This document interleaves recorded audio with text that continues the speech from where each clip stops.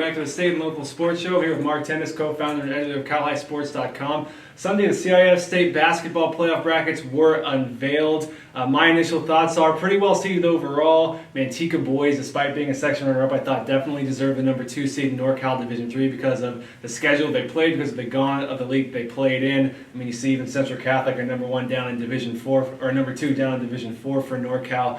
And inversely, when I'm looking at Open Division girls, Brookside Christian probably in the right place, but a tough deal. They're a 7 seed going to play number 2 Miramani. Had they been number 8, number 1 St. Mary's, that's a great gate game for the city of Stockton. I mean, even though it would be a heavy upset just for Brookside to hang in there, I think it would be a great event for the community. And you mentioned if Carondelet were to go play Miramani, that's the team that St. Mary's playing, that might be a better gate as well. Those are kind of my initial thoughts on the seedings. What did you think when you saw the brackets come out on Sunday night?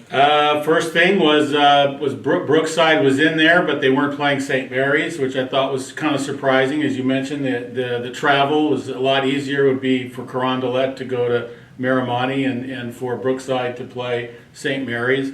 The other thing I noticed on the boys' side was De La Salle seated number 1 and Modesto Christian number 2. Not a big deal because 1 and 2s are going to play each other in the final anyway on a neutral court, but I do think Modesto Christian deserved the number 1 seed.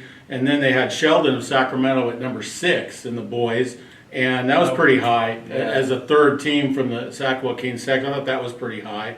So all those things, you're right. And then Manteca did definitely deserve to be a number 2. I thought that, especially when you consider that Moreau Catholic was probably higher ranked than either of those two. They were going to the Open Division, and Moreau Catholic would have been Division 3. He did think it. We were sitting there at Sleep Train Arena on Saturday, turned around, we were talking about seedings. You said, I had Manteca at number 2. It turned out you were right. And it's interesting with the Brookside Christian St. Mary's girls because it's not this dynamic we see across the brackets. Well, same city, we don't want to do that. We want to have the different areas. We see in boys Open Division, even though that is usually kind of Sacramento heavy, we see Folsom going to Sac High. So it's not this consistent rule. Now, of course, there's so many teams, it's tough. It doesn't mean there's some major lapse in judgment there, but it was a little bit of inconsistency, I think. Definitely, no doubt about it. And the other thing, there was a couple other things that I was going to mention about that. You have, God, what was I going to say? Anyway, no, you're right. You're right. That's definitely right. Looking at NorCal Boys Division III, we see once again the Valley Oak League Manteca Weston Ranch can meet a 4th time, and we've been talking about that since January when they met for their first league game.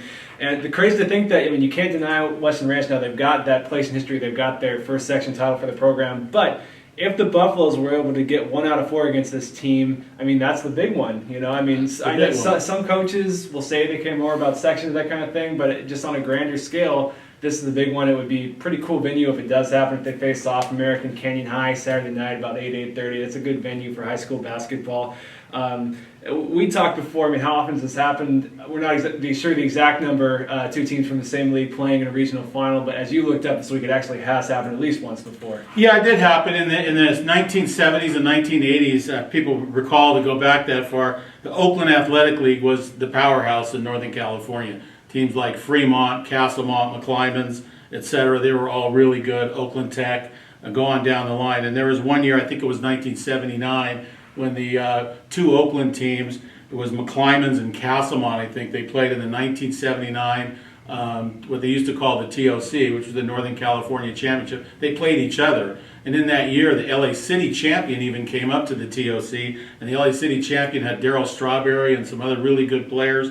And the second place team in the Oakland Athletic League beat the LA City champion, and then they played the other Oakland team in the final. And this wasn't just a regional game, this was the top 2 teams, period, in Northern California from the same league.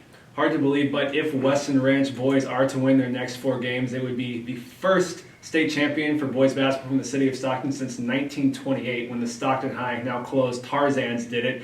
Hard to believe that is an 88-year drought. I mean, we've seen Ripon Christian boys win 3 state titles since then, but that's been it. Obviously, girls basketball, at least on that stage, has been a little bit more dominant. That's hard to believe. And speaking of girls basketball, you've seen myriad excellent teams throughout your career as a high school sports reporter. Even just the eye test, how does the St. Mary's team, currently on a 56-game winning streak, stand up to the greats?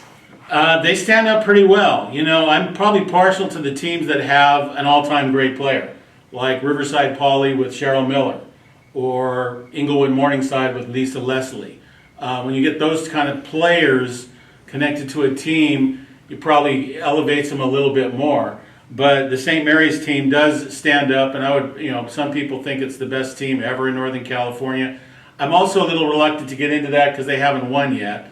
So whenever you start talking about teams being the all-time greatest, I always think about that one UNLV team that was supposed to be the all-time greatest college basketball team, and they lost to Duke. So the Fab Five never won one either. And the Fab Five never won one either. So yeah, I just have to wait for them to actually finish the deal before you start those kind of comparisons. Absolutely, and something you're going to be talking about soon. Mark Tennis is a weekly column for us. It's the last year that girls soccer is a spring sport. We will see that, and boys soccer move to the winter, creating more balance between the seasons. What's your take on this as we head into the future here in the Sac-Joaquin section? I think it's a good thing. I think there's some logistical nightmares for schools because you'll have boys and girls soccer playing at the same time as boys and girls wrestling, boys and girls basketball. You get into the section playoffs.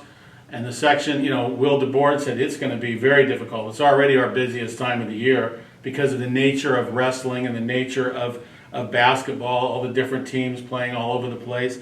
But I think in general it's going to be a good thing because keep in mind, most of the state already plays in the winter. So when you add the Sac-Joaquin section to the winter, you're going to have the possibility of having state NorCal championships for soccer players. And they, right now, in the Sac-Joaquin section, they don't get that experience that other kids do. Southern California, and they have a Southern California championship. They don't have one in the north. So there could be a lot of nice, neat, fun events for the kids as far as regional championships, state championships, and that's always a great thing. I agree. All the schools with grass surface fields are just thinking about the potential of rain. But I agree in general, great thing. Thanks for joining us for always CaliSports.com, the Gold Club membership, all of the state history books and record books, insider content, less than $20 a year, less than $2 a month. A great deal, Mark. Thanks for joining us. Gets to the real fun part of the year now for basketball. Oh, it does, definitely. Thanks, Thomas. Thanks.